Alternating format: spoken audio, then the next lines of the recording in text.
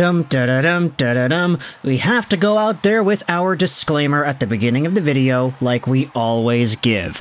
This is being recorded on the night of, well, it's actually the morning of Saturday, August 17th. I got home after midnight because I was watching Romulus with the boys. Had a very good time. Fan servicey, sure, but I was the fan that got serviced, and how it displayed proudly the references to former Alien films. I thought it was a really nice way to bring everything back. But either way, all Romulus new movie talk aside, I wanted to go out there and talk about an article I saw on Montreal Hockey Now from earlier this week. It was published by Marc Dumas, and it's titled this: Let's talk about Sidney Crosby and the Montreal Canadiens. Now again, disclaimer, this is being recorded technically on the night of Friday, August 16th and the morning of August 17th. Sidney Crosby, Pittsburgh Penguins captain, does not have a contract at the time of me recording this audio. So, if the video is published and Crosby does have a contract, he re-signs with the Pittsburgh Penguins, then okay, this entire video is down the drain. But because in this brief moment of time that I am speaking these words out loud, Crosby still does not have job security, we're going out there and reading this piece because Marc Dumas does a pretty interesting job at talking about it. Here we go. The article will be linked in the description if you want to read along yourself or read in your own time. Before we start discussing the Sidney Crosby angle, we should note that Montreal Canadiens fans have become somewhat jaded when it comes to the possibility of adding a star player to the lineup. One of the most frustrating traditions in the NHL involves players suggesting they want to come to Montreal before eventually signing a long-term deal with another team. Players like Pierre-Luc Dubois, Jaromir Jagr, and Danny Briere have used the Habs as leverage in contract negotiations. You know what? I'm not going to go out there and disagree. I think that actually makes a lot of sense.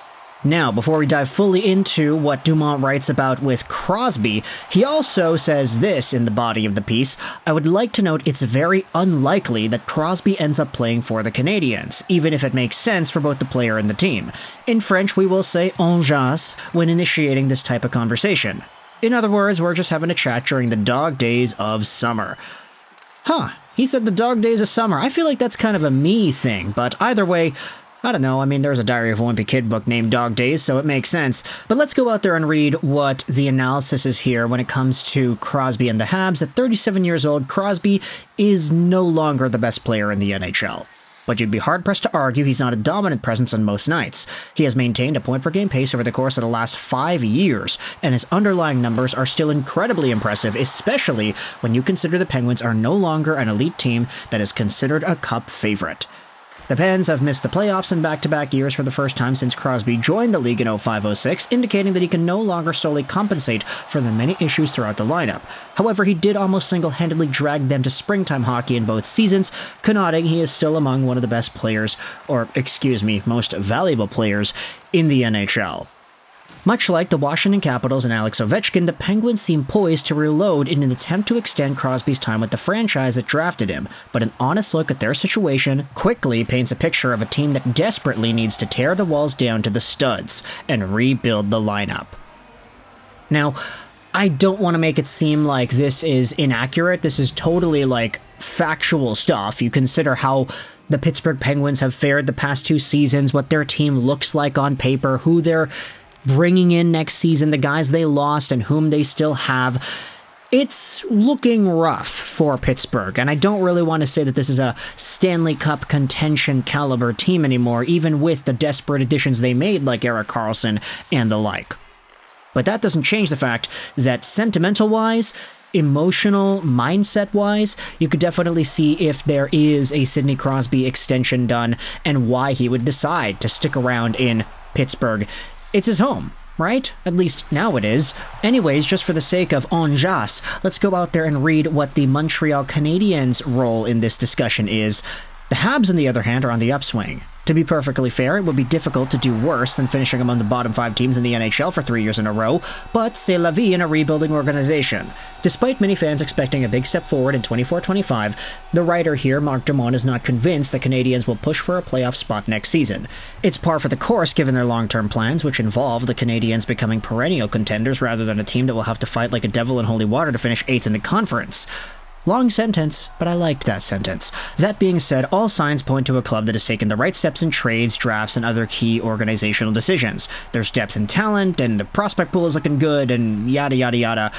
It then says here that Crosby is not just any aging player, he still excels in every facet of the game, and even though he's quickly approaching 40, he still qualifies as a game-changing presence. He also has the ideal experience to guide one of the youngest teams in the league to a championship. Yeah, okay, so the Canadiens are probably not going to win a championship anytime soon, but having Sidney Crosby as a guiding force, you know?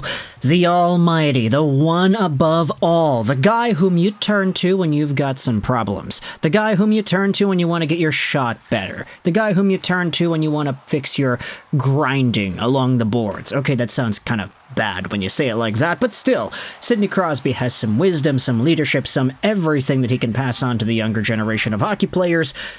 It's just the likelihood of something like this going down seems very, very unlikely, especially when you consider the rumors and the recent talk about him and potentially signing a contract extension with the Penguins. In fact, the next part of this article from Dumont just goes over how Sidney Crosby joining the Canadiens does not work. If there's any chance a scenario would come to fruition, it may very well come down to a battle between Crosby's mind and his heart. This is where the realism comes in. We have to keep in mind, Crosby is incredibly loyal, and though he and his father grew up as massive Habs fans, I don't want to suggest he's going to take the John Tavares pajama route in the near future. He understands how important he is to the Penguins, both for their on- and off-ice success. And he has a very good relationship with the team owner, Mario Lemieux. Included is even a picture of Crosby in Canadiens pajamas, so of course, you know, there's the old John Tavares bedsheet thing coming back to play here. But even though it is an idealistic scenario, we could all just rationally come to a conclusion and say that Crosby and the Canadiens is probably not going to happen. And Mark Dumont even writes about this towards the end. It goes over an entire diatribe as to how this is much closer to wishful thinking for a franchise that has been let down time and time again when word gets out that a top-flight player is interested in becoming a member of their team. If anything, if Crosby were to find himself a new NHL home, I think most people would assume that Colorado would be that destination. The Avalanche, Nathan MacKinnon, Mac Daddy, the Nova Scotia connection, baby. There's a lot to go forward with that team because they're a lot better than Montreal is right now, and Crosby could potentially win another championship. But for the Montreal Canadiens, this is probably not going to go down.